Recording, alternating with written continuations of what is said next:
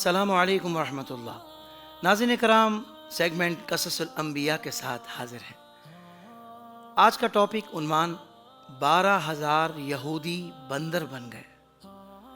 روایت ہے کہ حضرت داؤد علیہ السلام کی قوم کے 70,000 آدمی عقبہ کے پاس سمندر کے کنارے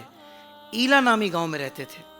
اور یہ لوگ بڑی فراخی اور خوشحالی کی زندگی بسر کرتے تھے۔ اللہ تعالیٰ نے ان لوگوں کا اس طرح امتحان لیا کہ ہفتے کے دن مچھلی کا شکار ان لوگوں پر حرام فرما دیا، ہفتے کے باقی دنوں میں شکار حلال فرما دیا، مگر اس طرح ان لوگوں کو آزمائش میں مبتلا فرما دیا کہ ہفتے کے دن بے شمار مچھلیاں آتی تھیں اور دوسرے دنوں میں نہیں آتی تھیں۔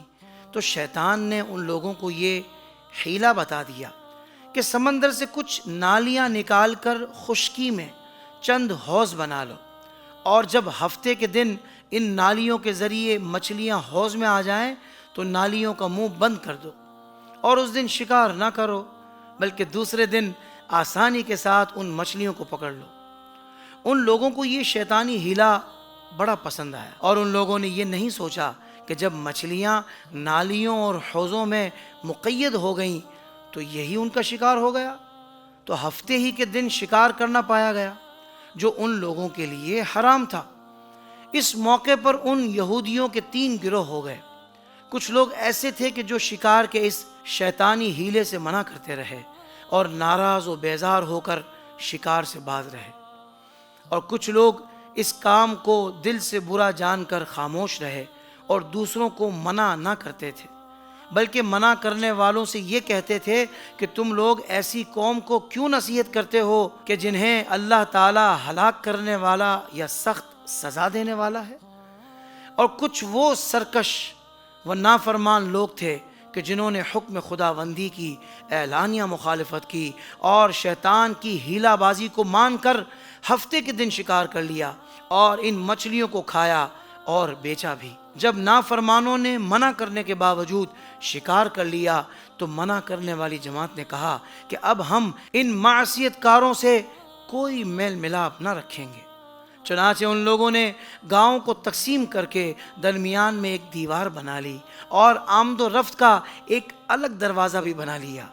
حضرت داؤد علیہ السلام نے غضبناک ہو کر شکار کرنے والوں پر لعنت فرما دی۔ اس کا اثر یہ ہوا، ایک دن خطا کاروں میں سے کوئی بھی باہر نہیں نکلا، تو انہیں دیکھنے کے لیے کچھ لوگ دیوار پر چڑھ گئے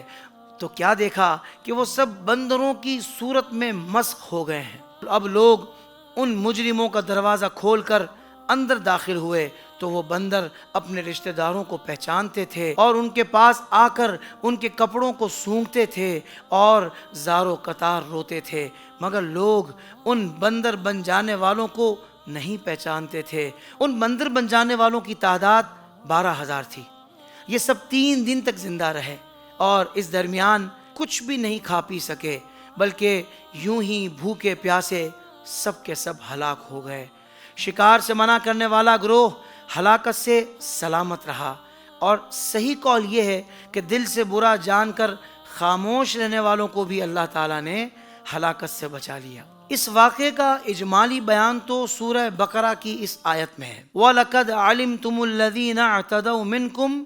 فِي السَّبْتِ فَقُلْنَا لَهُمْ كُونُوا قِرَدَةً خَاسِئِينَ۔ ترجمہ کنز ایمان، اور بے شک ضرور تمہیں معلوم ہے کہ تم میں کہ وہ جنہوں نے ہفتے میں سرکشی کی تو ہم نے ان سے فرمایا کہ ہو جاؤ بندر دھتکارے ہوئے۔ اور مفصل واقعہ سورہ اعراف میں جس کا ترجمہ یہ ہے، اور ان سے حال پوچھو اس بستی کا کہ دریا کنارے تھی جب وہ ہفتے کے بارے میں حد سے بڑھے، جب ہفتے کے دن ان کی مچھلیاں پانی پر تیرتی ان کے سامنے آتی اور جو دن ہفتے کا نہ ہوتا نہ آتی۔ اس طرح ہم انہیں آزماتے تھے ان کی بے حکمی کے سبب، اور جب ان میں سے ایک گروہ نے کہا کیوں نصیحت کرتے ہو ان لوگوں کو جنہیں اللہ ہلاک کرنے والا ہے یا انہیں سخت عذاب دینے والا، بولے تمہارے رب کے حضور معذرت کو، اور شاید انہیں ڈر ہو کہ پھر جب وہ بھلا بیٹھے جو نصیحت انہیں ہوئی تھی، ہم نے بچا لیے وہ جو برائی سے منع کرتے تھے اور ظالموں کو برے عذاب میں پکڑا بدلے ان کی نافرمانی کے۔ اور جب انہوں نے ممانعت کے حکم سے سرکشی کی، ہم نے ان سے فرمایا ہو جاؤ بندر دھتکارے ہوئے۔ درس ہدایت معلوم ہوا کہ شیطانی ہیلا بازیوں میں پڑھ کر اللہ تعالیٰ کے احکام کی نافرمانیوں کا انجام کتنا برا اور کس قدر خطرناک ہوتا ہے، اور خدا کے نبی جن بد نصیبوں پر لعنت فرمائیں وہ کیسے ہولناک عذاب الہی میں گرفتار ہو کر دنیا سے نیست و نابود ہو کر عذاب نار میں گرفتار ہو جاتے ہیں اور دونوں جہاں میں ذلیل و خوار ہو جاتے ہیں، نعوذ باللہ من۔ اس دل دہلا دینے والے واقعے میں ہر مسلمان کے لیے بہت بڑی عبرتوں اور نصیحتوں کا سامان ہے۔ کاش اس واقعے سے مسلمانوں کے قلوب میں خوف خداوندی کی لہر پیدا ہو جائے اور وہ اللہ و رسول عز و جل و صلی اللہ علیہ وآلہ وسلم کی نافرمانیوں کی پگ ڈنڈیوں سے بھٹکنے سے منہ موڑ کر صراط مستقیم کی شاہراہ پر چل پڑیں اور دونوں جہانوں کی سر بلندیوں سے سرفراز ہو کر اعزاز و اکرام کی سلطنت کے تاجدار بن جائیں۔ وما علینا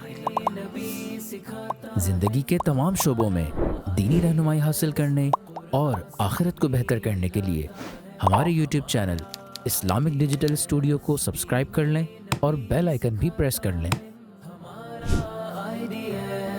قرآن سے بھی ملاتا ہے۔